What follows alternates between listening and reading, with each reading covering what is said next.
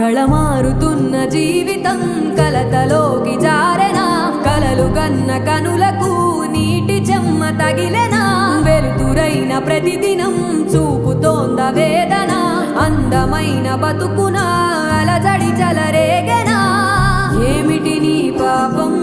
ఏమిటి నీ నేరం చీకటి ముసిరిందే చిటికల్లోనా తీరదు నీ శోకం మారదు ఈ లోకం